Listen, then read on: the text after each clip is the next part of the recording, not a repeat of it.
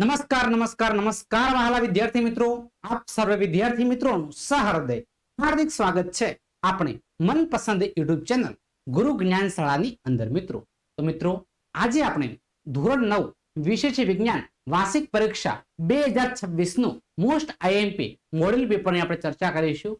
તો વિદ્યાર્થી મિત્રો વિડીયો તમારે સ્કીપ કર્યા વગર છેલ્લે સુધી એ પણ પૂરેપૂરો જોવાનો છે. પસંદ આવે તો એક લાઈક પણ કરવાની છે. તો મિત્રો ધોરણ 9 નું પેપર છે, તમે જોઈ શકો છો મોસ્ટ આઈએમપી વિભાગ નંબર એ ની અંદર મિત્રો ખાસ કરીને 24 માર્ક્સ નો વિભાગ હોય છે અને બધા જ પ્રશ્નો મિત્રો ફરજિયાત હોય છે. પ્રશ્ન નંબર 1 છે, ચોકને પાણીમાં નાખતા બનતું દ્રાવણ ખાલી જગ્યા છે. તો મિત્રો કેવું દ્રાવણ છે? તો નિલંબિત દ્રાવણ છે. કેવું દ્રાવણ છે? નિલંબન. નિલંબિત લખશો, નિલંબન લખશો તો મને ચાલશે મિત્રો, કોઈ વાંધો નથી. નંબર 2 છે, કોઈ પણ રાસાયણિક પ્રક્રિયામાં દ્રવ્યનું સર્જન કે વિનાશ થતો નથી. વિધાન કયા નિયમ દર્શાવે છે? તો આ કયો નિયમ છે? દળ સંચયનો નિયમ છે. કયો છે? દળ સંચયનો નિયમ. કયો નિયમ છે? દળ સંચયનો નિયમ તરીકે ઓળખવામાં આવે છે. નંબર 3 છે, RER નું પૂરું નામ rough endoplasmic reticulum. Rough endoplasmic reticulum છે.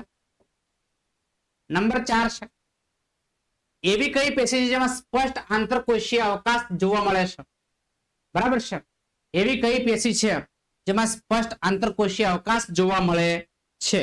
તો મિત્રો એનું નામ છે વર્ધનશીલ પેશી. કયો આવશે? વર્ધનશીલ પેશી આવશે. થોડું મિત્રો વેરીફાઈ કરી લેજો. આ પ્રશ્ન થોડો વેરીફાઈ કરી નાખવાનો છે મિત્રો. બરાબર છે. મૃદુતક આવશે, વર્ધનશીલ આવશે, થોડું ચેક કરી લેજો.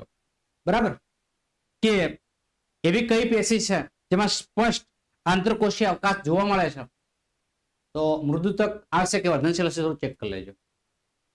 નંબર 5 છે, અરેય પણમાં વાયુરધ જોવા માટે પણના આડછેદ પર તમે કયું અભિરંજક વાપરશો? તો કયું આવશે? સેફ્રેનિન. કયું આવશે? સેફ્રેનિન. કયું આવશે? સેફ્રેનિન. નંબર 6 છે, ખરા ખોટા છે. તાપમાન વધતા કણોની ગતિ ઉર્જા મિત્રો વધે છે. વિધાન કેવું છે? તો કે સાચું છે. નંબર 7 છે, ભૌતિક ફેરફાર દ્રવ્યના રાસાયણિક ગુણધર્મોમાં બદલાવ લાવે છે. વિધાન કેવું છે? તો વિધાન મિત્રો ખોટું છે. નંબર 8 છે, ગુરુત્વાકર્ષણ બળ ઉધ્વ દિશામાં લાગે છે અને ઉત્પ્લાવક બળ અધ્વ દિશામાં લાગે છે. ઉત્પ્લાવક બળ શું હશે? ઉત્પ્લાવક બળ.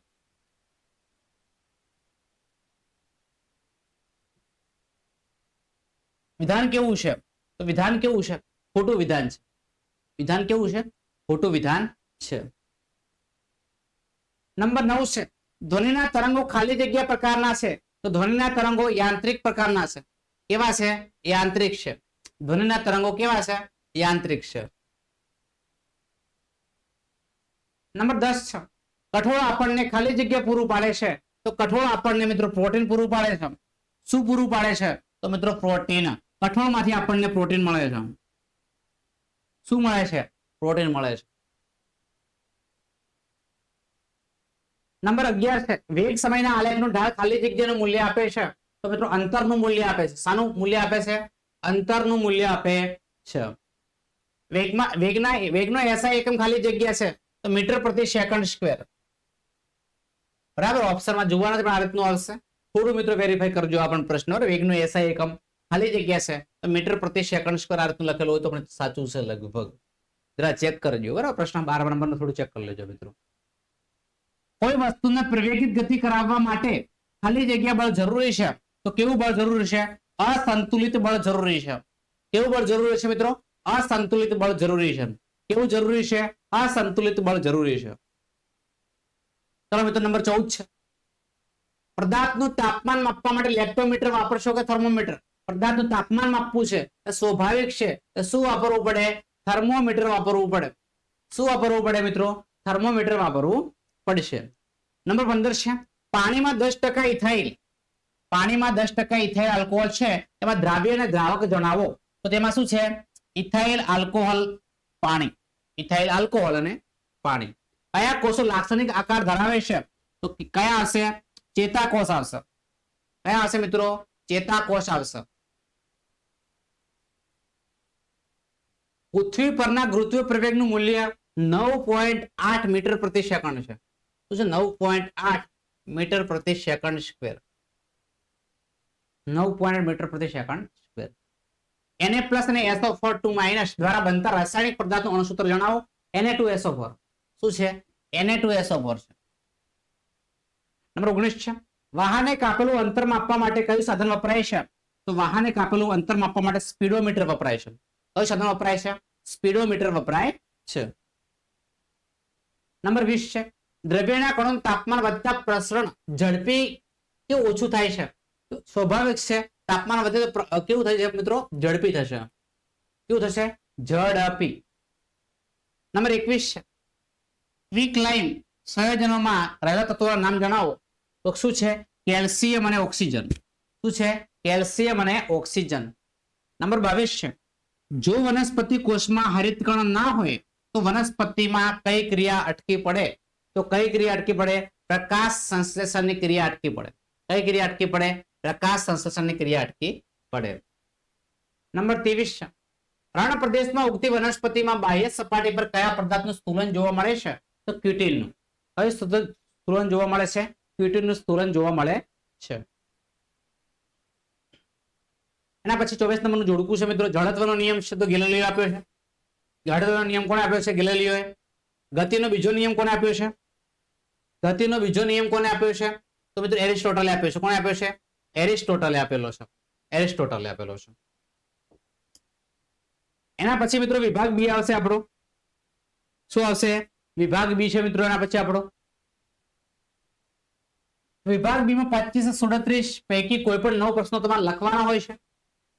વિભાગ દરેક પ્રશ્નના મિત્રો 2 ગુણ આપણને મળતા હોય છે અને કુલ ગુણ 18 માર્ક્સનો આપણે વિભાગ જોવા મળે છે. વ્યાખ્યા આપો. ઉત્કલન બિંદુ અને બાષ્પીભવન.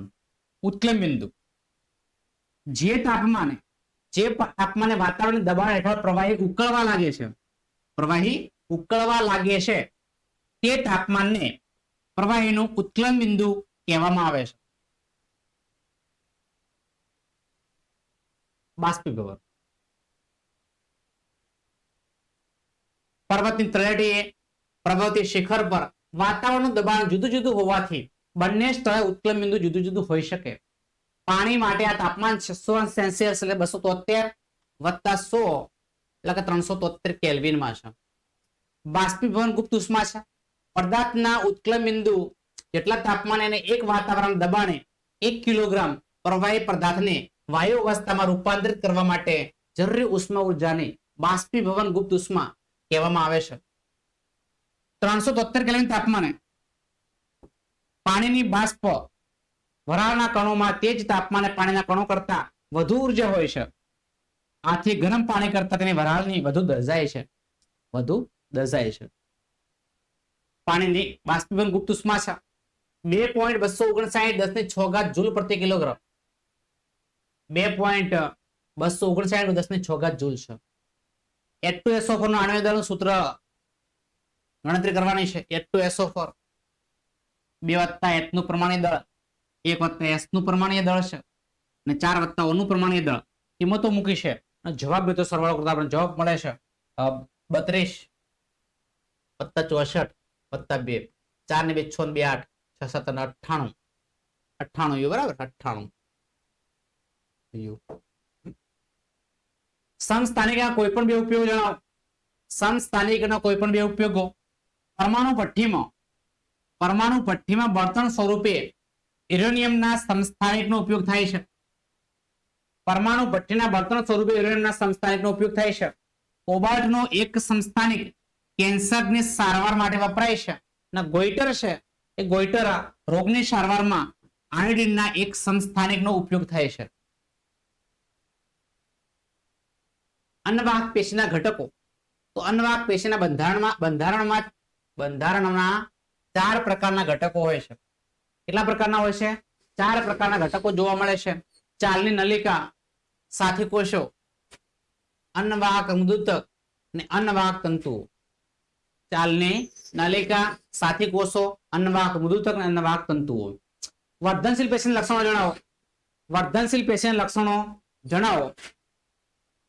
આ પેશીના કોષો ખૂબ જ સક્રિય હોય છે. આ પેશીના કોષો ખૂબ જ સક્રિય હોય છે. કોષો સ્પષ્ટ કોષ કેન્દ્ર ને વધારે ઘટ્ટ કોષરસ ધરાવે છે. કોષો સેલ્યુલોઝની પાતળી કોષ દિવાલ ધરાવે છે અને કોષો રસધાની ધરાવતા નથી. નીચે આપણે આકૃતિના આપણા ભાગોનું નામ છે, આકૃતિ આપી છે, 4 ભાગો દર્શાવવાના છે, ABCD બરાબર છે, જે દર્શાયેલા છે તો જોઈ શકો છો. એમાં કોષ કેન્દ્ર આવશે, બીમાં અક્ષતંતુ હશે, સીમાં શિખાતંતુ અને ડીમાં ચેતનતંતુ. તમે મિત્રો જોઈ શકો છો. તફાવત છે અંતર અને સ્થાનાંતર. અંતર એ આપણા સમયગાળાનો ગતિ કરતા પદાર્થે કાપેલા ગતિપથને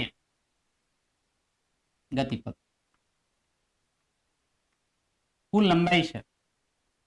સ્થાનાંતરે આપેલા સમયગાળામાં ચોક્કસ દિશામાં પદાર્થ સ્થાનમાં થતા ફેરફાર છે.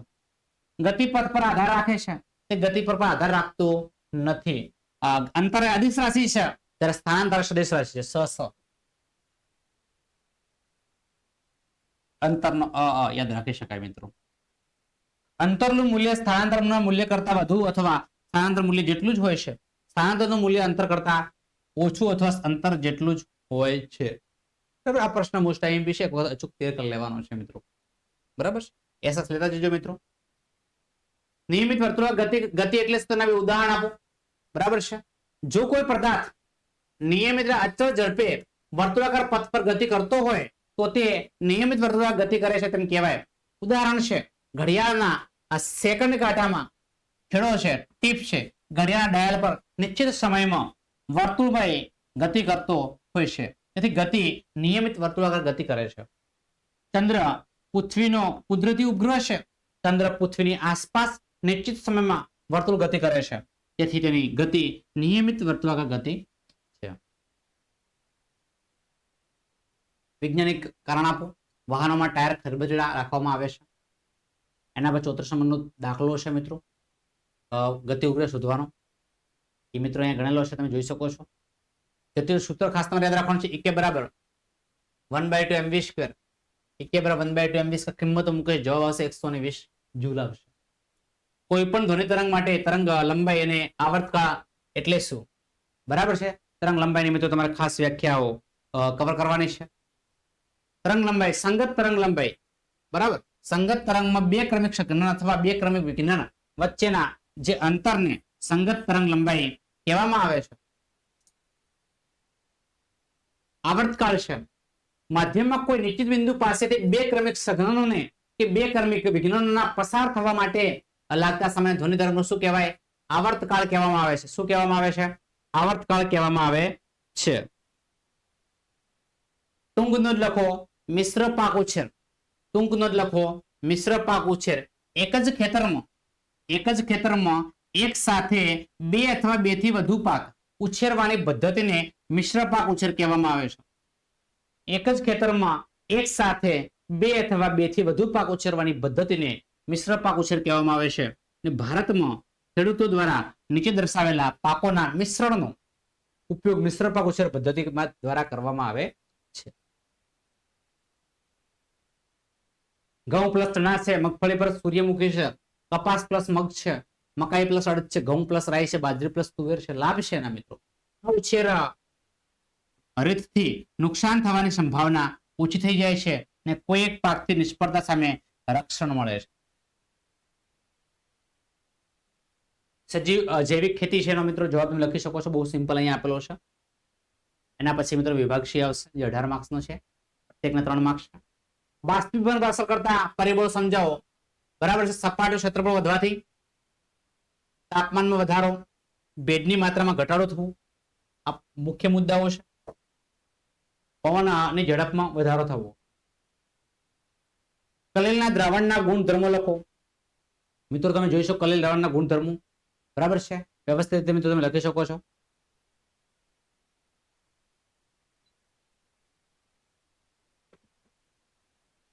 વ્યવસ્થિત એસેસ થઈ શકો છો. એના પછી મિત્રો જવાબ છે તમારે સ્ક્રીનશોટ લઈ લેવાનો છે મિત્રો. નંબર 40 ભૌતિક ફેરફાર રાસાયણિક ફેરફાર જુદા કરવાના છે. બરાબર છે, વૃક્ષનું કાપવું ભૌતિક ફેરફાર છે. તળિયું માખણનું પીગળવું ભૌતિક પાણીને ઉકાળીને વરાળ બનાવી, કાચા ફળો કે ફૂડ સ્લાઇડ બનાવવું, રાસાયણિક ફેરફારો પાણીને ઉકાળીને વરાળ બનાવી, કાગળ અને લાકડાનું સળગવું. નંબર 41 દૂધ કેમ પ્રકાશિત થાય છે સમજાવો. સંકળાયેલી ઘટનાનું નામ આપો. મીઠાના દ્રાવણમાં આવું પરિણામ મળતું નથી, સમજાવો. શું તમે બધા જ દ્રાવણોમાં નામ આપી શકો છો જેમાં દૂધના જોવા મળતી અસર જેવી છે? બરોબર, એના માટે જવાબ પણ તમે અહીંયા મિત્રો ખાસ જોઈ શકો છો કે દૂધ એક કલીલ દ્રાવણ છે, તેની અસર દર્શાવે છે. મીઠાનું દ્રાવણ સાચું દ્રાવણ છે, પ્રકાશનું વિકિરણ કરશે નહીં. ડિટર્જન્ટ દ્રાવણ સલ્ફર ડાયોક્સાઇડ દ્રાવણ છે. સંજ્ઞાઓનું નામ લખ્યા જોઈ શકો છો. કોયડો છે મિત્રો, વ્યવસ્થિત એસએસ લઈ લેવાનો છે એટલે વાંધો ના આવે તમારે. દેખો અહીંયા લખેલો જ છે એસએસ. મૃદુદક પેશી કોને કહેવાય તેના લક્ષણો અને પ્રકાર સમજાવો. દેખો મૃદુદક પેશીની માહિતી છે, એના પ્રકાર છે. બરાબર. નંબર 45 નંબરનો દાખલો પણ પરીક્ષા માટે મોસ્ટ ઇમ્પોર્ટન્ટ છે. અનુકરણ વિશે સમજૂતી આપો. ઘટાડવાના નિવારણના ઉપાયો જણાવો. આ બી મિત્રો ખાસ તમારા માટે ખૂબ જ ઇમ્પોર્ટન્ટ છે. બરાબર. સભાખંડ વિશેની છત લખવાનો વક્રાકાર કેમ હોય છે. વિભાગ ડી આવશે મિત્રો આપણો. વિભાગ ડી માં પ્રશ્ન ક્રમાંક 47 થી 54 20 માર્ક્સ નો છે. પ્રત્યેકના મિત્રો 4 માર્ક્સ છે. પ્રત્યેકના કેટલા માર્ક્સ છે? 4 માર્ક્સ આપણને જોવા મળે છે. રુથરફોર્ડના પ્રયોગો ટૂંકમાં વર્ણવે. પ્રયોગના અવલોકન નોંધો. રુથરફોર્ડે સોનાના પાતળા વરખ પર ઝડપથી ગતિ કરતા આલ્ફા કણોના મારો ચલાવ્યો છે. આ માટે તેનો સોનાના 1000 પરમાણુ ધરાવતો અર્થાત લગભગ 100 નેનોમીટર જાડે ધરાવતો વરખ પસંદ કર્યો હતો. આલ્ફા કણોનું સૂત્ર જોઈ શકો છો. 2He++4 દ્વિવીજ ભારે હેલિયમ આયન છે, દળ 4U છે. ઝડપથી ગતિ કરતા આલ્ફા કણો નોંધપાત્ર ઉર્જા ધરાવે છે. રુથરફોર્ડે એવું અનુમાન કર્યું હતું કે સોનાના પરમાણુઓમાં રહેલા અપરમાણ્વીય કણો દ્વારા આલ્ફા કણોનું વિચલન પામશે. અહીં પ્રોટોન કરતા આલ્ફા કણો ભારે હોવાથી વધુ વિચલનની અપેક્ષા ન હતી. પરંતુ આલ્ફા કણના પ્રક્રિયાના પ્રયોગમાં મળેલા અવલોકનો તદ્દન અનપેક્ષિત હતા, જે નીચે મુજબ છે. ઝડપથી ગતિ કરતા આલ્ફા કણો સોનાના વરખમાંથી સીધા પસાર થઈ જાય છે. કેટલાક આલ્ફા કણો સોનાના વરખ દ્વારા ઓછા અંશના ખૂણે વિચલન પામે છે. દર 12000 આલ્ફા કણો પૈકી એક આલ્ફા કણ 180 અંશના ખૂણે અથડાઈને પાછો ફરે છે. આર્કિમેડિસ સિદ્ધાંતનો ઉપયોગ જણાવો. આર્કિમેડિસ જ્યારે કોઈ પદાર્થની તરલ આંશિક સંપૂર્ણપણે ડૂબાડવામાં આવે ત્યારે ઉધ્વ દિશામાં બળનો અનુભવ કરે છે અને બળ પદાર્થ દ્વારા ખસાડેલા તરલના વજન બરાબર હોય છે. જ્યારે કોઈ પદાર્થ તરલમાં આંશિક સંપૂર્ણપણે ડૂબાડવામાં આવે ત્યારે તેના પર લાગતું તરલનું ઉત્પ્લાવક બળ તેના વિસ્થાપિત કરેલા તરલના વજન જેટલું હોય છે. આર્કિમેડિસ સિદ્ધાંતના ઉપયોગ લખવાના છે. જહાજ અને સબમરીનની રચના કરવામાં તેમજ ડિઝાઇનમાં નંબર 2 દૂધના નમૂનાની શુદ્ધતા માપવા માટે લેક્ટોમીટરમાં, પ્રવાહીની ઘનતા શોધવા માટે હાઇડ્રોમીટરમાં વપરાય છે. આર્કિમેડિસ સિદ્ધાંતની મદદથી ઘન પ્રવાહીની વિશિષ્ટ ઘનતા, અનિયમિત આકારના પદાર્થનું કદ, પદાર્થના દ્રવ્યમાં રહેલી ભેળસેળ, મિશ્ર ધાતુના ઘટક દ્રવ્યનું પ્રમાણ વગેરે જાણી શકાય છે. નોંધ: આર્કિમેડિસ સિદ્ધાંતની મદદથી નીચેના પ્રશ્નનો ઉત્તર આપવાના છે. કોઈ પદાર્થ પર લાગતા ઉત્પ્લાવક બળનું મૂલ્ય કેટલું છે? શું ઉત્પ્લાવક બળ આપેલા એક જ વસ્તુ માટે બધા જ તરલનો સમાન હોય છે? શું આપેલા કોઈ એક તરલના બધી જ વસ્તુઓ સમાન કે ઉત્પ્લાવક બળ અનુભવે છે? એના પછી મિત્રો પ્રશ્ન આપ્યા છે ફકરામાંથી. શા માટે આયોડિનયુક્ત મીઠાનો ઉપયોગ કરવો જોઈએ? તો આયોડિનની ઉણપથી ગોઈટર એટલે કે થાઇરોઇડનો રોગ થાય છે. આથી આયોડિન મુક્ત મીઠાનો ઉપયોગ કરવો જોઈએ. આયોડિન ધાતુ છે કે અધાતુ છે? તો આયોડિન શું છે મિત્રો? અધાતુ છે. આયોડિન ભૌતિક સ્થિતિનો રંગ કેવો છે? જાંબલી રંગના. હાઇપોથાઇરોઇડિઝમનો અર્થ શું છે? હાઇપોથાઇરોઇડિઝમ એ આ થાઇરોક્સિન અંતઃસ્રાવની ઉણપથી થતો રોગ છે. એનાથી વ્યક્તિનું વજન સતત વધે છે. હાઇપોથાઇરોઇડિક્સ. ટૂંક નોંધ લખો. ગોલ્ગી પ્રસાધન સંશોધન સ્થાન રચના લખવાની છે મિત્રો. એના કાર્યો છે.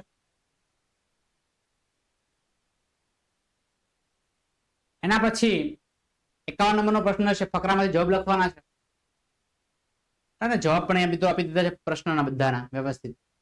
ગતિ ઉર્જા છે મિત્રો અને જવાબ પણ મિત્રો વ્યાખ્યા ખાસ લખવાની, ગતિ ઉર્જાને એકક કહેવાય, ગતિ ઉર્જાનો SI એકમ જૂલ છે, આવું લખવાનું છે મિત્રો.